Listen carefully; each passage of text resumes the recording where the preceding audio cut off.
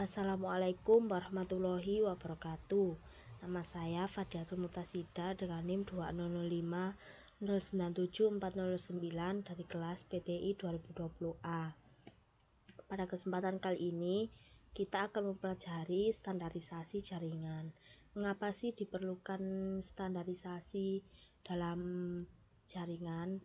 Nah, setiap komputer itu memiliki aturannya sendiri dalam berkomunikasi, sehingga sulit untuk melakukan pertukaran informasi.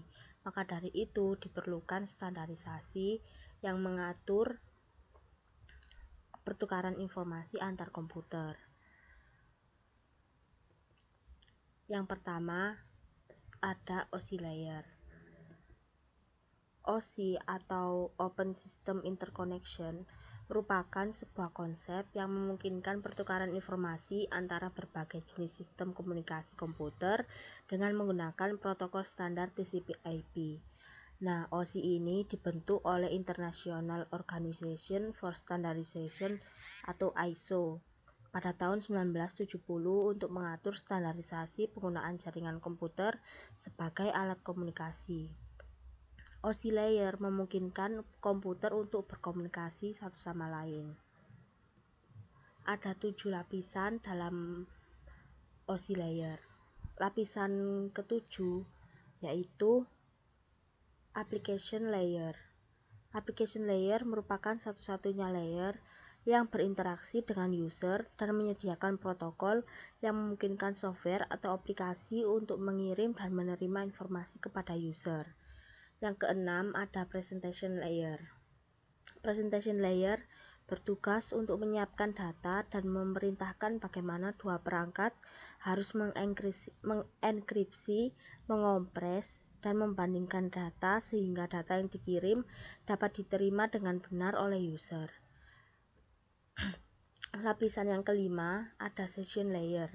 Session layer membuat saluran komunikasi antar perangkat yang disebut session.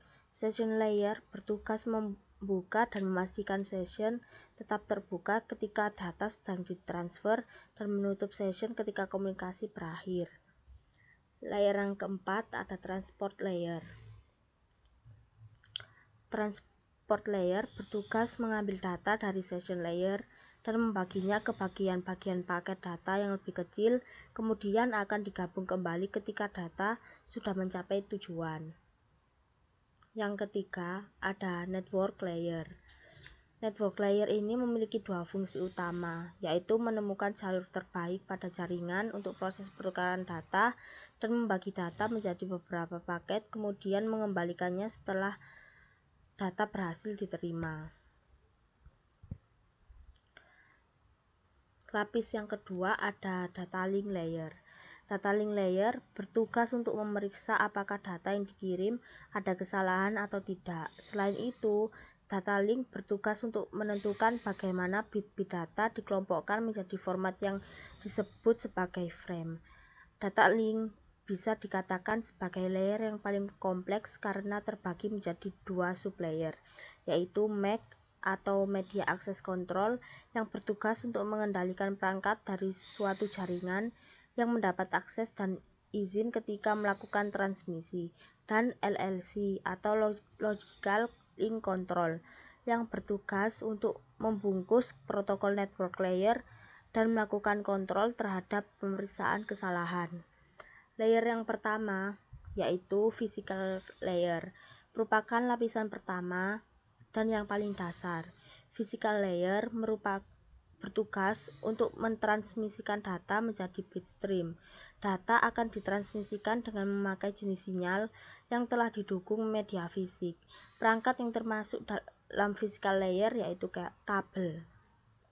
Cara kerja dari OSI layer ini yaitu application layer akan mengirimkan data ke komputer lain, kemudian akan dikonversi menjadi format jaringan oleh presentation layer.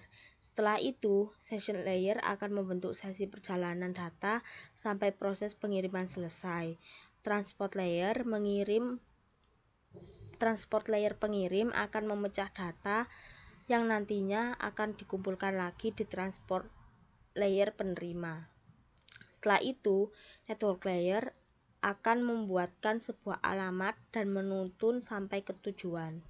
Data link layer kemudian membentuk data menjadi frame dan juga alamat fisik. Pada physical layer, data akan dikirim lewat medium jaringan ke lapisan transport pertama. Kemudian alur terbalik dari physical layer ke application layer. Yang kedua ada TCP/IP. TCP/IP merupakan suatu standar komunikasi yang dapat digunakan untuk pertukaran data antar komputer yang terhubung melalui jaringan internet. Protokol ini tidak terikat pada jenis perangkat keras khusus, jadi sangat cocok digunakan untuk mengoneksikan berbagai macam jaringan.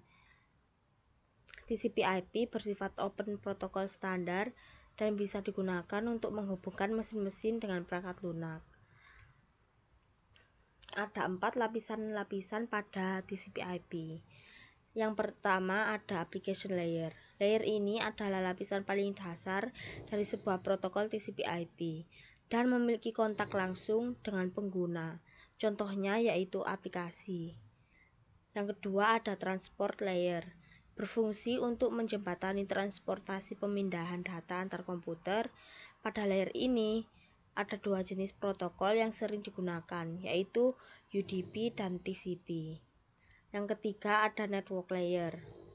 Protokol pada lapisan transport akan dikonversi menjadi sebuah IP address yang berguna untuk memasangkan antar komputer pada jaringan. Pada layer ini terjadi pemecahan data agar bisa sesuai dengan besar media yang dilalui. Yang keempat, ada network interface layer. Lapisan ini memiliki kontak langsung dengan hardware komputer. Komputer memiliki kemampuan untuk mengirimkan paket data pada lapisan network melalui media kabel ataupun nirkabel. Cara kerja TCP/IP. Yang pertama, paket akan dipecah menjadi bagian-bagian kecil, kemudian ditransmisikan melalui media. Setiap paket akan diberikan label berbeda dan alamat pengiriman paket. Kemudian paket akan dikirim melalui router. Lalu, setelah paket sampai tujuan, setiap layer akan bertugas sesuai dengan layernya masing-masing. Sekian yang bisa saya sampaikan, kurang lebihnya saya mohon maaf. Wassalamualaikum warahmatullahi wabarakatuh.